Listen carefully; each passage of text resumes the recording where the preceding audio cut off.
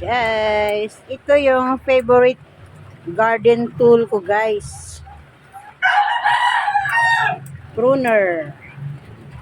Pag hawak ko na to, guys, nako, ang sarap na maggupit-gupit dyan.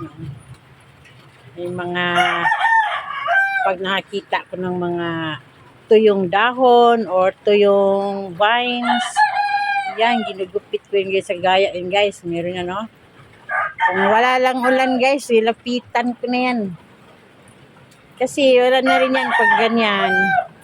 Kailangan na yan alisin para yung nutrients papunta sa ibang parts ng plants. Yun. May ulan, hindi tayo makalapit.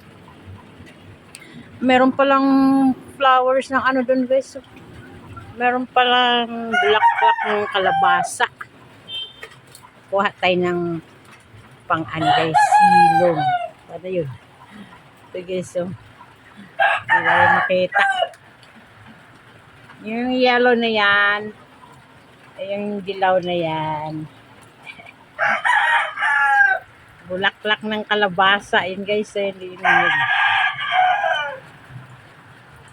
Kukunin natin yan, guys. Sarap yung gulayin, guys, eh. Kaso, may ulan.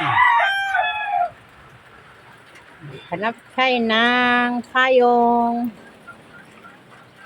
Thank you for watching, everyone. Take care of your health. The weather is cool. And it's raining. But our plants are happy with the rain. Thank you for watching.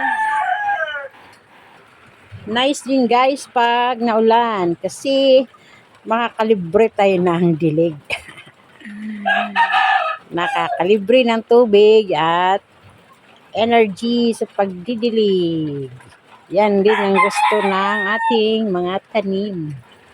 Rain water is the best. Thank you for watching.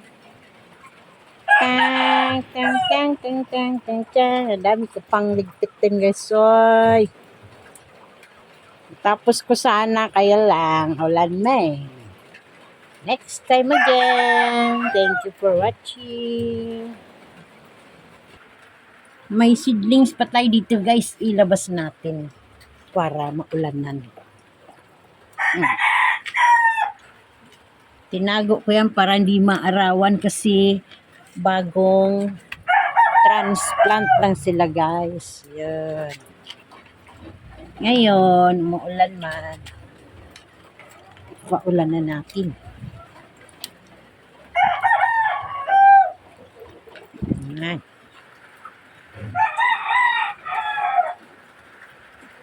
Thank you, guys. Bye.